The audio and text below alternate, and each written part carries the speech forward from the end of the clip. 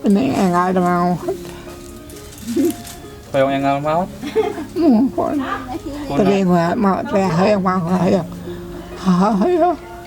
Bismillah.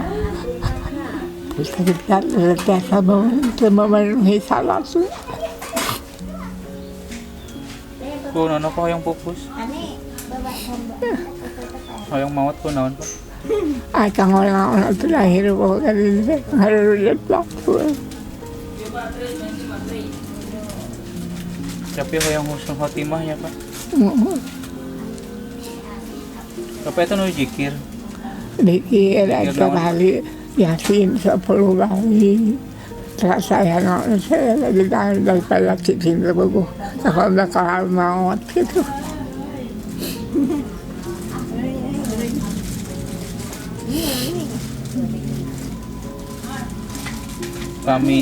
Kami milih Bapak hoyong maut, hoyong da mana?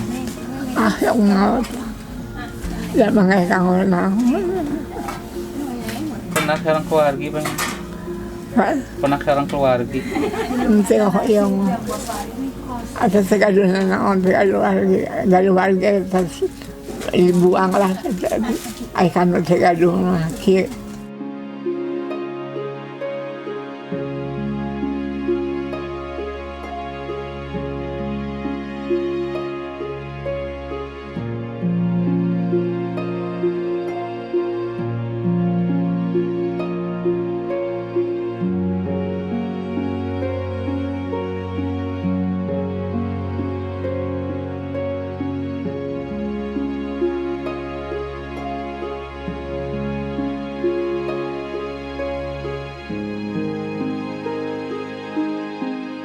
Awal-awalnya kita kan bersama orang tua ya, karena orang tua saya, bapak saya terutama, karena beliau tidak tahu, karena beliau sudah dari pas dewasa sudah tidak tahu kedua orang tuanya, karena dari kecil dia udah ditinggalkan sama kedua orang tuanya, jadi orang tuanya udah pada meninggal gitu.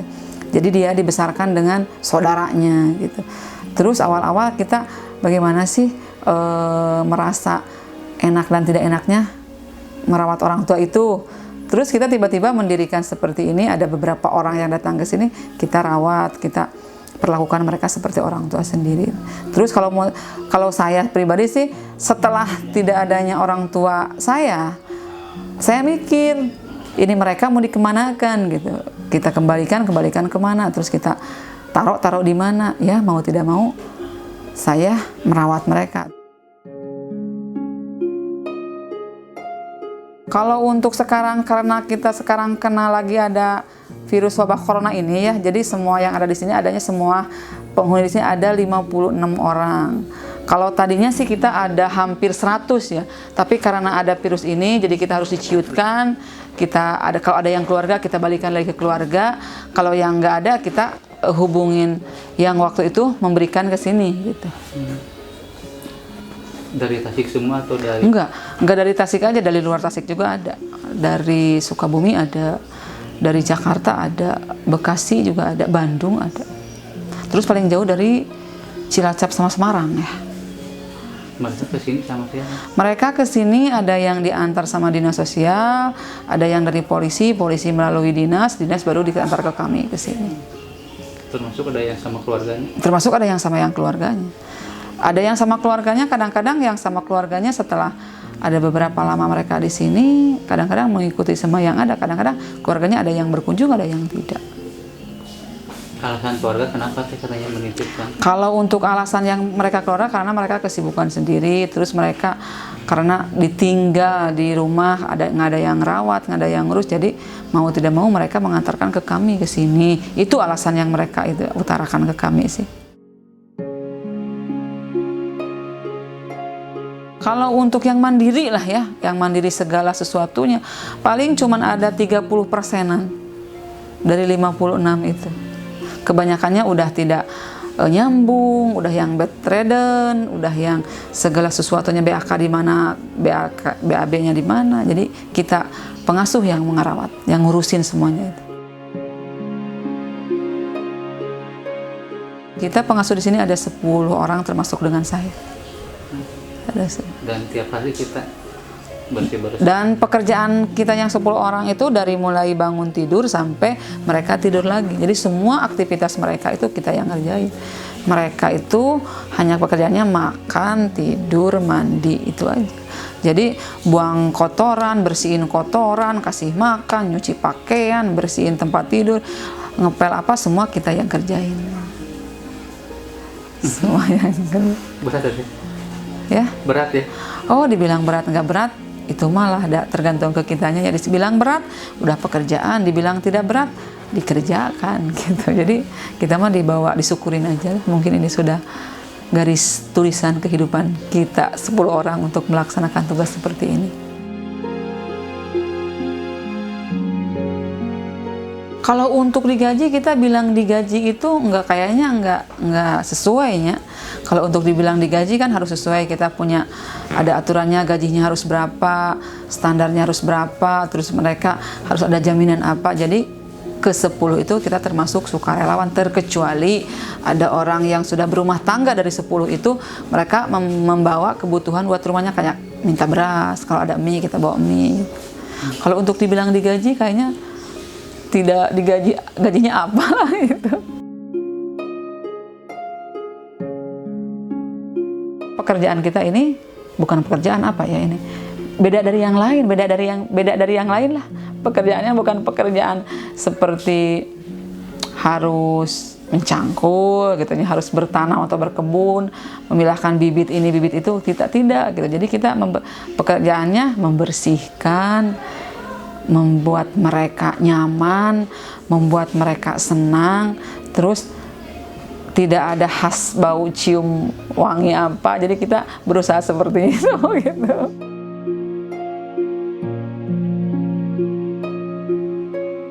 Kalau untuk makan minum kita diminimalis, diminim-minimkan ya, buat kebutuhan aja. Kita tuh mengeluarkan tidak cukup mengeluarkan uang tuh 500.000 sehari untuk keperluan masak, untuk keperluan apa. Uang itu dari? Uang itu dari donatur. Dari donatur, dan ada bantuan juga lah, tapi ada bantuan dari pemerintah pusat. Tapi untuk saat ini kita belum, untuk tahun ini kita belum dapat bantuan dari manapun, dari pemerintah manapun gitu. Termasuk kabupaten. Termasuk kabupaten. Di sini kan? Ya. Tahun kemarin ada. Tahun kemarin mah ada dari bupati. Kalau tahun ini kita belum terima. Besarannya boleh tahu kan? Kalau untuk tahun kemarin kita dapat bansos ya dari bupati itu 50 juta tahun kemarin. Nggak tahu tahun sekarang naik ke tahun-tahunnya kita nggak tahu. Dan tentu kita harapan itu ya. Kita sangat mengharapkan, apalagi lagi kondisi seperti ini ya. Kita mengharapkan kemarin sih sebenarnya sebelum Lebaran, tapi karena belum ada ya, mungkin belum rezekinya aja.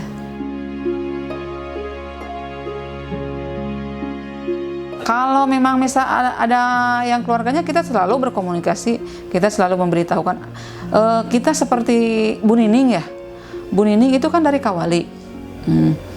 Seperti dalam sekarang kondisinya, kita sampai mencari, kita menghubungi keluarganya Bu Nining udah hampir beberapa kali, sampai dari keluarganya, cobalah dilihat dulu Bu Nining keadaannya seperti ini. Aduh maaf, katanya nggak ada yang ngurus di sana. Terus kita hubungi anaknya juga tidak mau menerima katanya. Terus kalau dirawat di kami di sini siapa yang mau ngerawat, kata yang saya hubungi ke keluarganya Bu Nining. Terus saya bilang gini, bukan karena kita mau mengembalikan gitu, cuman tolong dilihatlah gitu, lihat keadaannya seperti apa. Bila sesuatu terjadi yang tidak diinginkan, seperti dia meninggal ataupun bagaimana, nanti kalau kita kasih tahu tidak kaget gitu.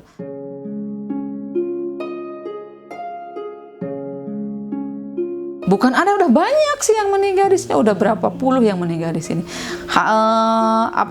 Lansia yang 56 ini di sini, mereka terminasi mereka paling sampai meninggal, jarang lah ada.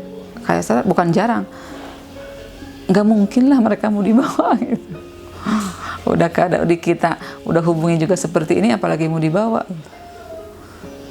Jadi sampai meninggal? Sampai meninggal mereka di sini. Dan nggak ada keluarga yang datang ketika Kita sih sebenarnya kalau misalkan ada lansia yang mempunyai keluarga, dari mulai sakit, dari gejala sakit, dari pun sampai itu kita hubungi keluarga.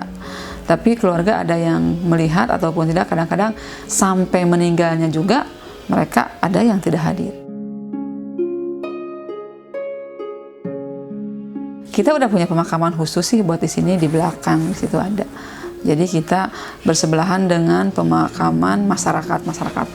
Depannya kita di belakangnya ada. Udah punya khusus buat pemakaman yang ada di sini.